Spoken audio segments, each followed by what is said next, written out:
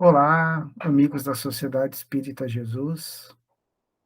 Um abraço fraterno aos nossos irmãos. É um prazer estar novamente conversando com os amigos, atendendo o convite da Cássia.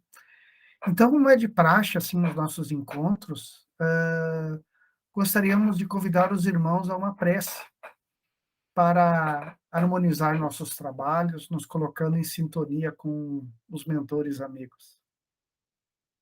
Pai amado, elevamos o pensamento a Ti nesse sentimento de fé, de união, de amor, pedindo que nos ilumine, nos abençoe, que as nossas palavras singelas e ainda bastante pequenas e imprecisas possam chegar aos corações de nossos irmãos e os benfeitores, os espíritos familiares, os espíritos afins, possam multiplicar essas singelas informações na construção de um conhecimento novo, de mudanças de atitude, de novos rumos, de transformação, de reforma íntima, na construção do homem novo, que vai habitar esse planeta de regeneração que se avizinha, no qual a Terra se transformará após essa transição em que estamos vivendo. Gratos somos pela doutrina espírita na nossa vida, que aprofunda os pensamentos cristãos e reúne todo o conhecimento espiritualista disperso ao longo dos milênios. Gratos somos, pedimos a permissão de dar por aberto nossa conversa, nossa exposição doutrinária de hoje. Que assim seja. Então, meus amigos, é um prazer mais uma vez estar com os irmãos falando sobre doutrina espírita, conversando sobre o espiritismo. E como é de praxe, como tem sido de praxe nos nossos últimos encontros, né, o tema da nossa conversa é da série Fonte Viva, né, que tem como livros, que é composta pelo livro Fonte Viva, que empresta nome à série, Pão Nosso, Vinha de Luz, Caminho, Verdade e Vida, e o último, menorzinho um pouco que os outros, o livro Ceifa de Luz. São obras ditadas pelo Espírito Emmanuel, psicografada pelo médium Francisco Cândido Xavier, seu tutelado. Emmanuel era mentor de Francisco Cândido Xavier, e são editadas pela FEB, pela Federação Espírita Brasileira. Então são obras assim muito caras, muito preciosas ao movimento espírita, porque as utilizamos com muita frequência nas reuniões doutrinárias, como essa que estamos fazendo aqui, quando necessitamos de uma leitura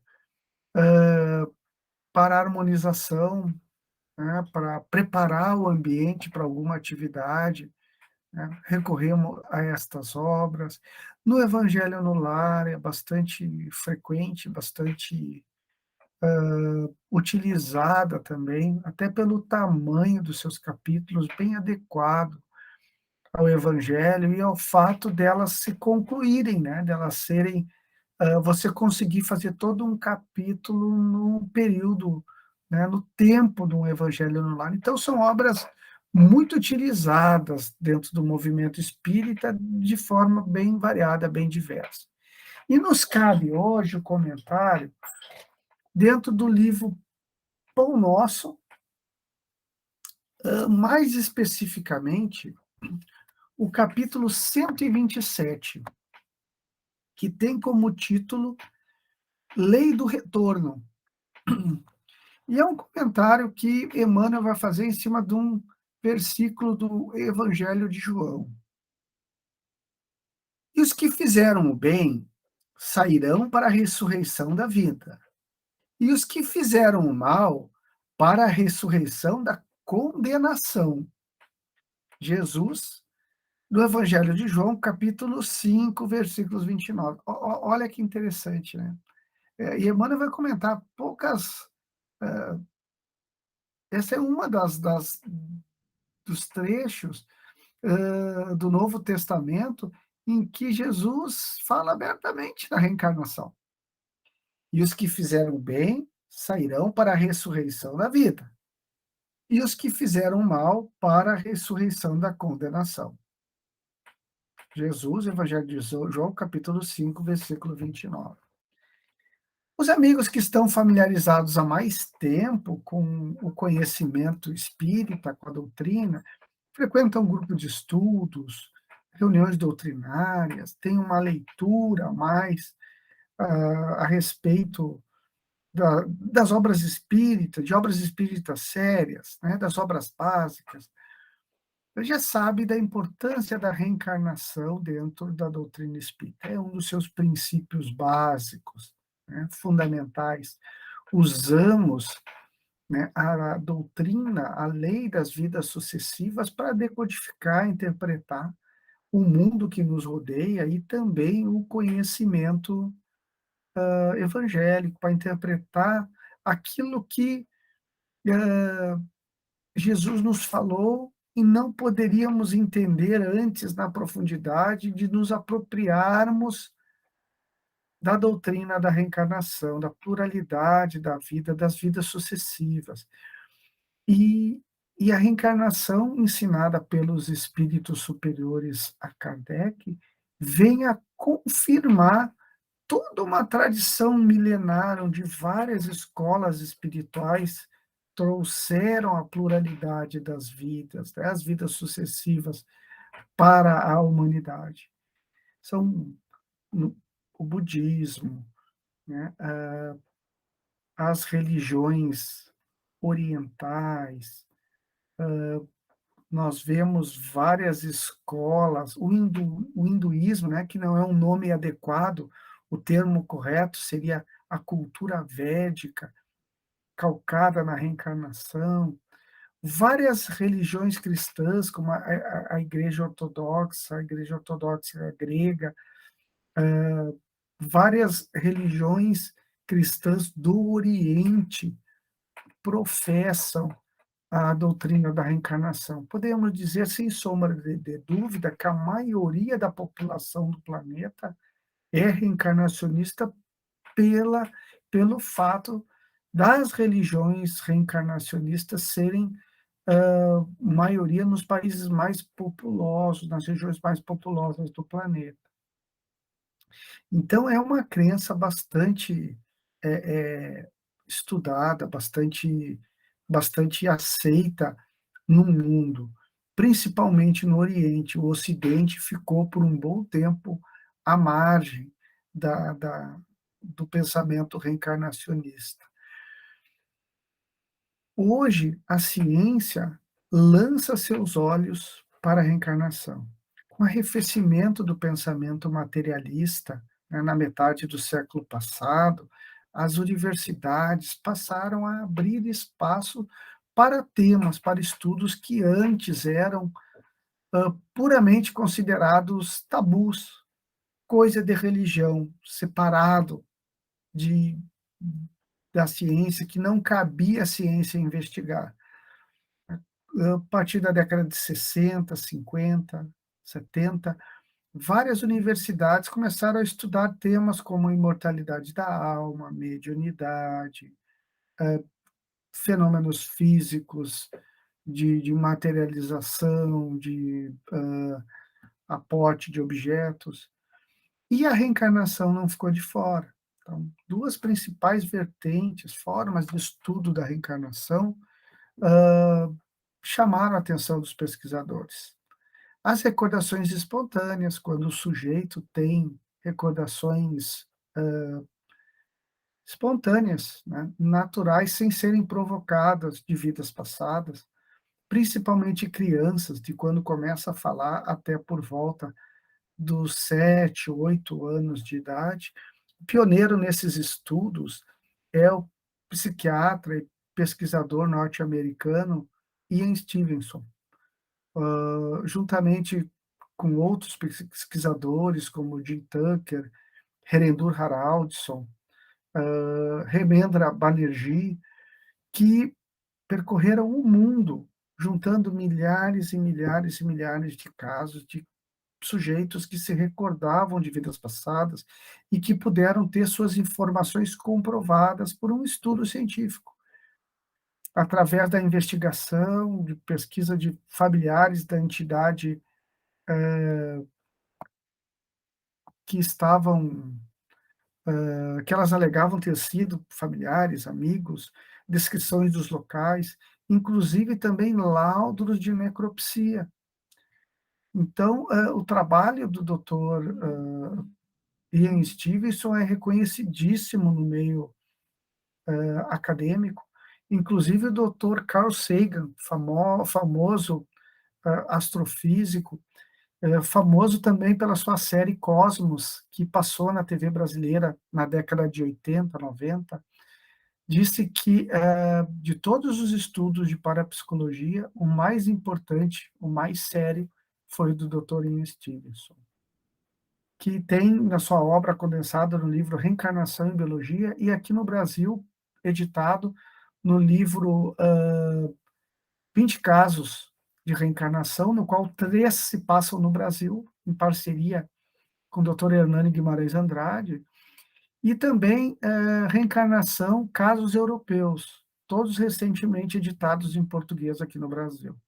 Vamos encontrar estudos semelhantes também no livro Reencarnação no Brasil, de Hernani Guimarães Andrade, onde esses estudos de reencarnação espontânea são estudados de forma brilhante, né? Um dos casos, tanto estudados por Hernani como por Ian Stevenson, né, se passa aqui no Rio Grande do Sul, né, onde nós temos o caso de Francisco Valdomiro Lorenz, que tinha recordações das suas vidas passadas, estudado, pesquisado e documentado por essas 2 obras.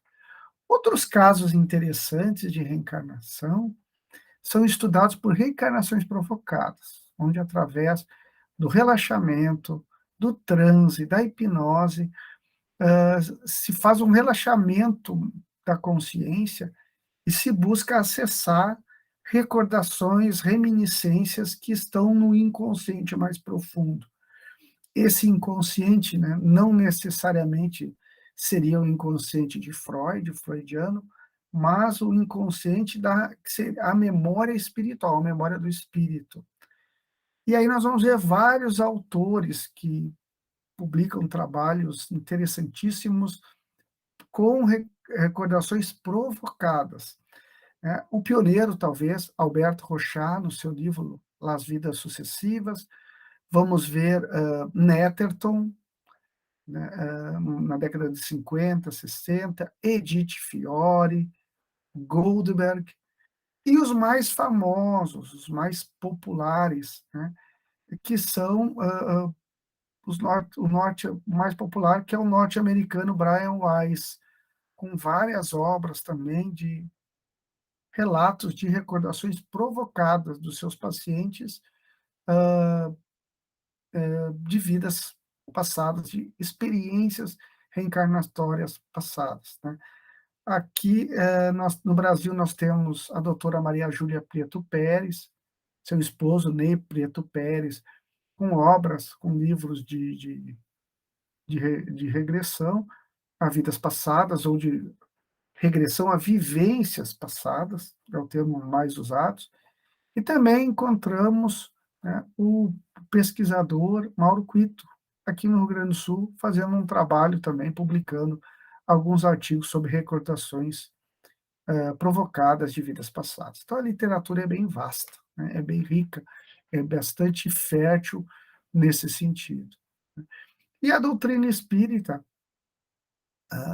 em 1857, com a publicação do Livro dos Espíritos, teve o relato da espiritualidade superior, da existência da reencarnação como uma realidade, não só uma realidade, como uma manifestação da justiça divina.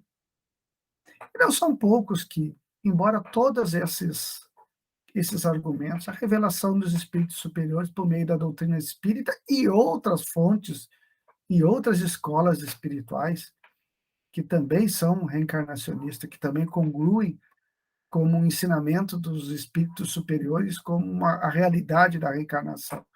E todos esses achados por parte dos meios acadêmicos, de pesquisadores, ainda assim tem dificuldade em aceitar a reencarnação, dizendo que ela não se encontra dentro dos ensinamentos cristãos, que ela não faz parte dos ensinos bíblicos.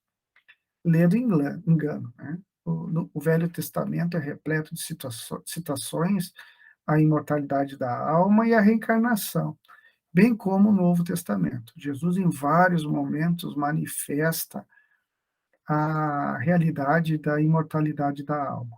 Vamos ver no Evangelho segundo o Espiritismo, Kardec pincelar vários episódios, como o diálogo de Jesus com Nicodemos, onde o Cristo fala que ninguém pode ver o reino dos céus ou o reino de Deus se não nascer de novo, claramente falando da reencarnação.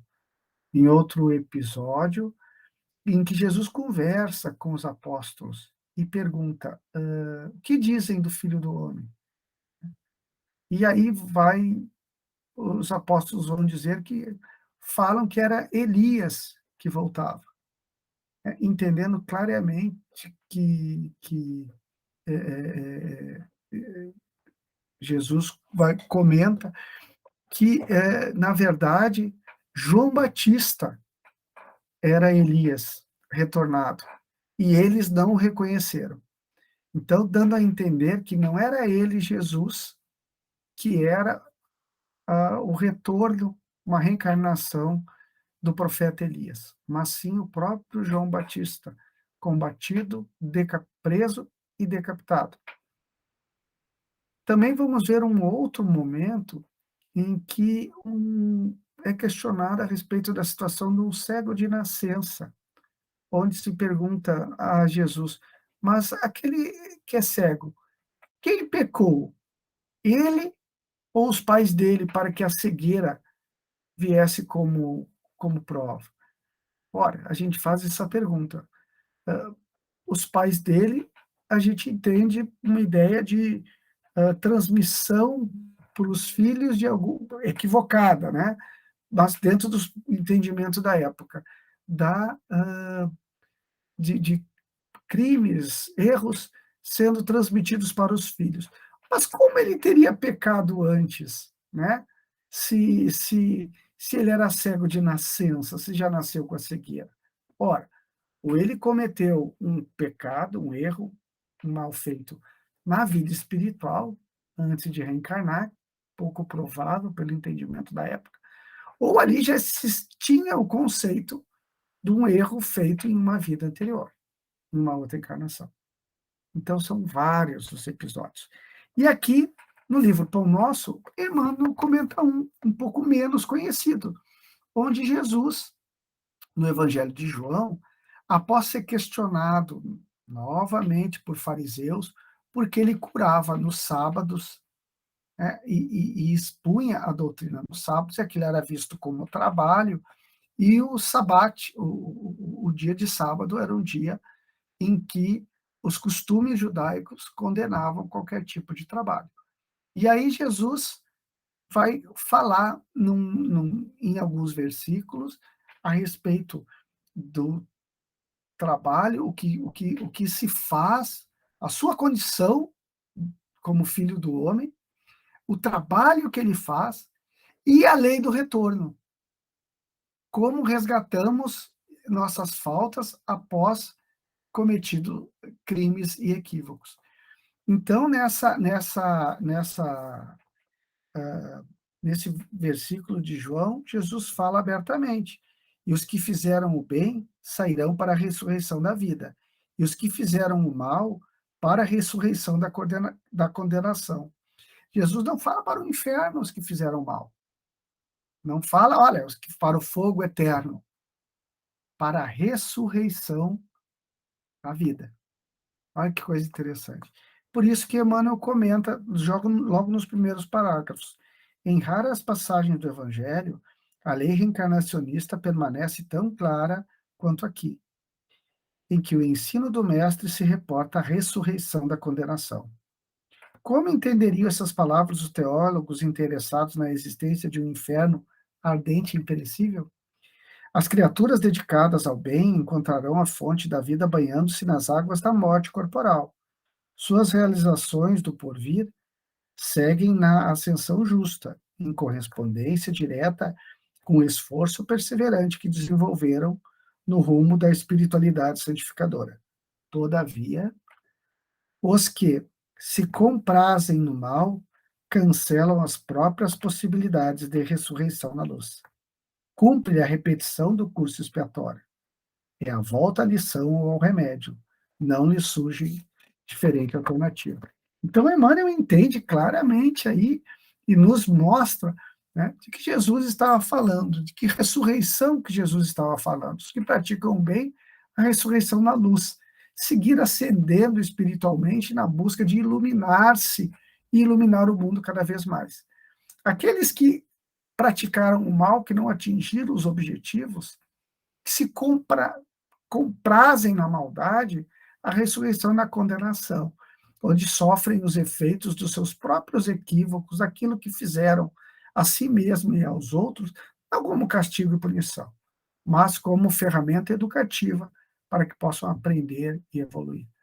Então, fica claro aqui, Kardec demonstra isso no Evangelho segundo o Espiritismo, no capítulo 4, né, no item também 4 desse capítulo, onde Kardec comenta que o conhecimento da reencarnação existia nos judeus à época que Jesus esteve aqui na Terra, embora fosse bastante impreciso e não fosse igual, não fosse homogêneo. Os saduceus praticamente não acreditavam na reencarnação. Eram materialistas, acreditavam que com a morte tudo terminava. A seita dominante dos fariseus tinham ideias bastante precisas a respeito da reencarnação, bastante incertas.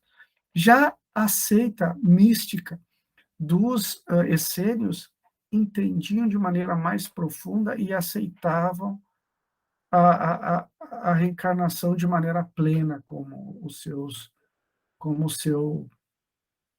um dos pilares da, da sua fé. E até hoje, nós vemos dentro do judaísmo muitas correntes, porque ele continua também dividido em várias escolas, em várias seitas, em vários segmentos, onde ali algumas escolas são abertamente reencarnacionistas, outras nem tanto. Então, naquela época, se usava o termo que é traduzido em muitas versões, em muitas traduções do Novo Testamento, onde a palavra reencarnação é traduzida como ressurreição. Então, eles chamavam a reencarnação de ressurreição. Ideia que, palavra que hoje, nos dias de hoje, nos dá uma ideia equivocada. Como ressurreição seria ressurgir na carne no mesmo corpo, o que muitas vezes é inviável, porque aquela matéria já se decompôs, aqueles sistemas vivos orgânicos já colapsaram. Então, seria uma excepcionalidade muito grande, seria inviável esse retorno ao mesmo corpo físico que tinha antes de desencarnar. Em casos até onde se demorou muito tempo e a matéria praticamente já se desfez em caso de cremação provocada ou acidental. Então, esses aspectos praticamente inviabilizam a ressurreição. Mas a reencarnação é uma realidade. A reencarnação, sim, vem explicar e nos fazer entender coisas, ensinamentos que antes pareciam misteriosos, difíceis, confusos, imprecisos de nós entender. Então, quando entendemos a ressurreição na luz,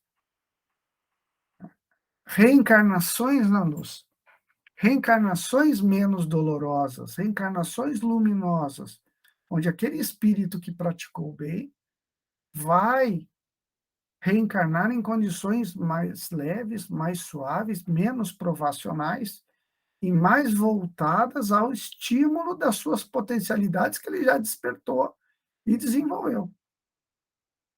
Quando falamos em reencarnação, em ressurreição na condenação, quando Jesus fala na condenação, é a lei de causa e efeito agindo, que os orientais chamavam de lei do karma, que não é bem preciso, bem exato ao pensamento espírita de lei do retorno, porque não tem na visão espírita esse caráter punitivo, de castigo, mas sim pedagógico, educacional, onde eu ressuscito na condenação para que o aprendizado se complete, onde aquela situação que sim é desconfortável, dolorosa, em alguns momentos opressora para o espírito, vá provocar nele sentimentos, saberes, reações, transformações, mudanças, apagar condicionamentos para que esse espírito evolua e se melhore, se aproximando do amor e do conhecimento e se distanciando de vícios e de comportamentos equivocados. Aí Jesus é claríssimo nesse trecho em que ele ensina abertamente aos apóstolos, todos em condições evolutivas e cognitivas de entender a doutrina da reencarnação, explicando aí o processo reencarnatório dentro da lei de causa e efeito. Então, a nossa reencarnação de hoje, na luz ou na condenação, ela tem como origem o nosso desempenho, a nossa vivência em reencarnações passadas. Como fomos, como desempenhamos a nossa vida, nas nossas existências anteriores. Pois as consequências desse desempenho se manifestam, repercutem na nossa encarnação atual. Essa é a lei de causa e efeito que rege os processos reencarnatórios. Diferente um pouquinho da ideia de karma dos orientais, que tinha uma verve mais punitiva, policialesca. A versão espírita, ela tem essa relação, essa correlação com as existências passadas, mas um caráter pedagógico, educativo. Então, Deus nos concede, por meio das vidas sucessivas, infinitas possibilidades de aprender, melhorar e corrigir nossos erros e nossas ações ruins do passado. Mas, como Jesus já dizia, o plantio é livre, né? Mas a colheita é obrigatória.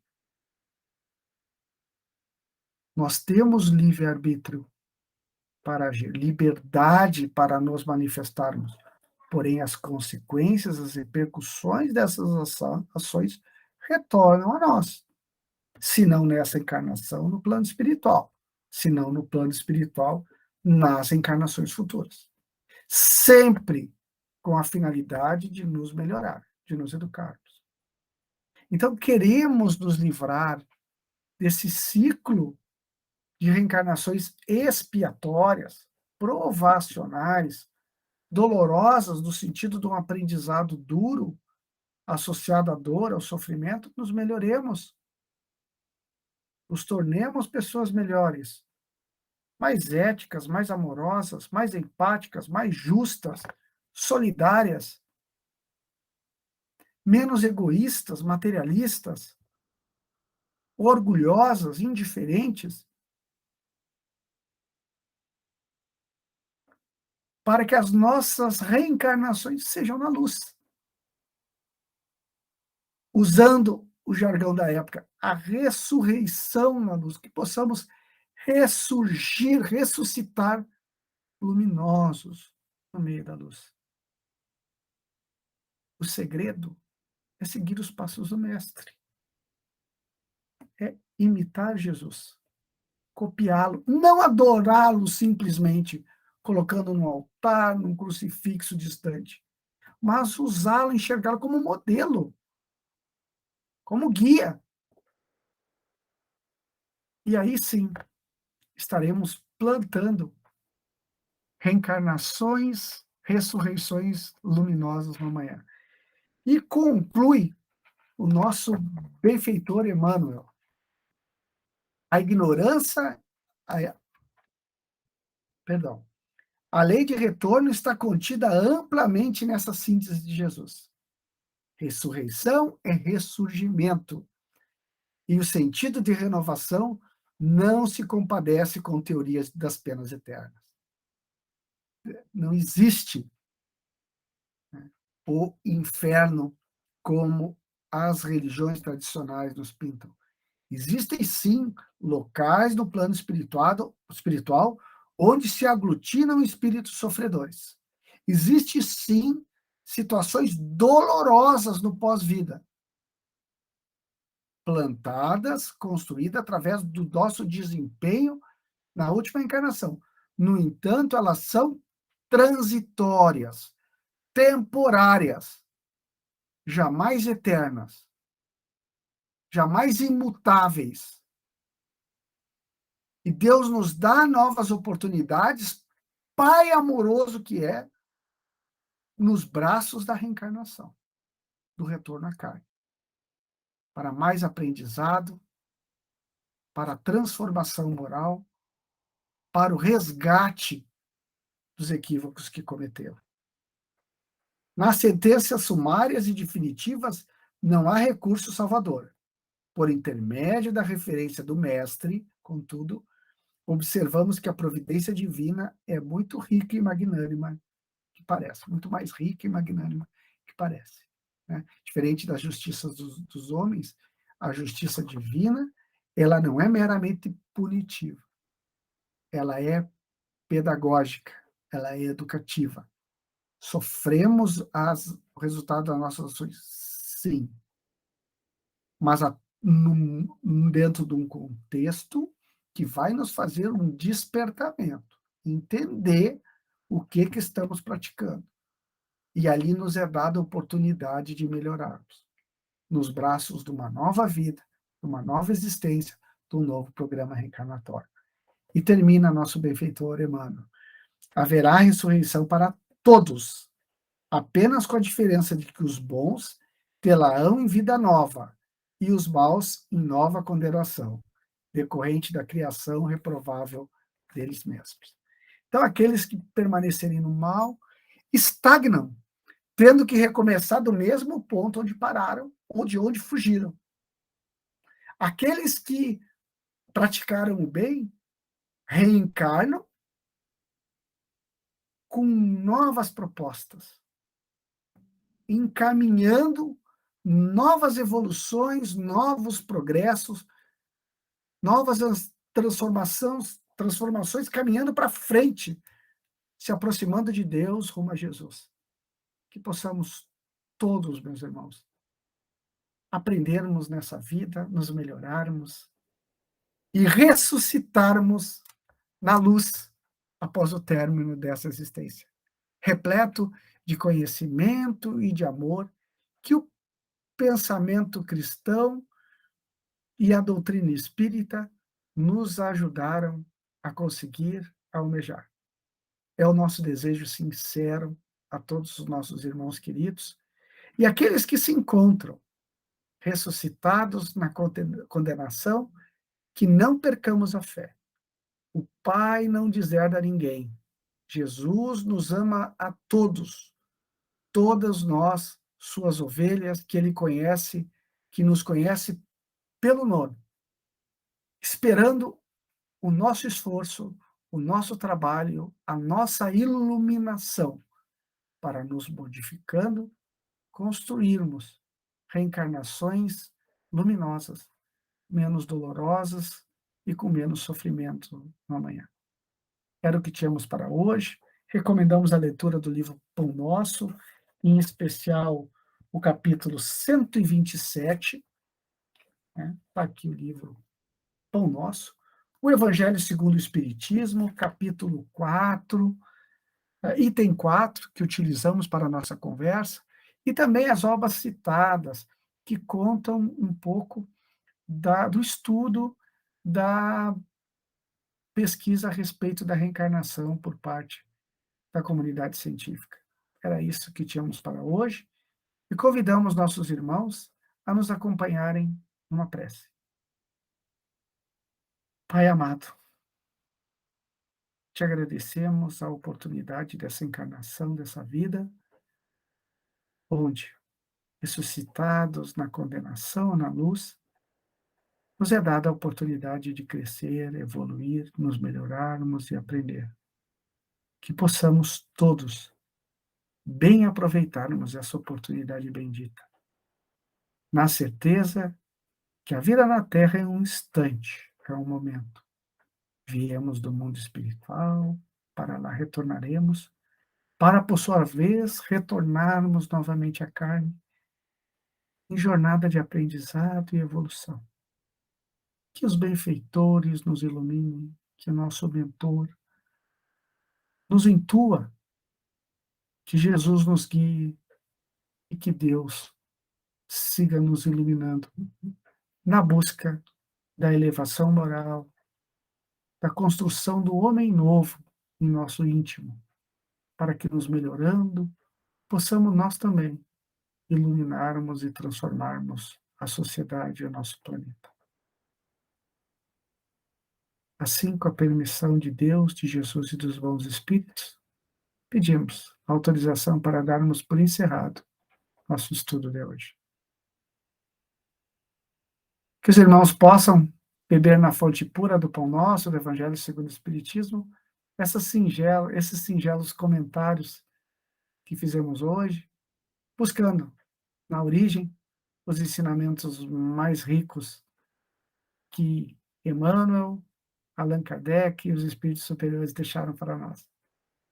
Um abraço, irmãos queridos, sempre um prazer e uma alegria estar conversando com os amigos. Muita paz a todos.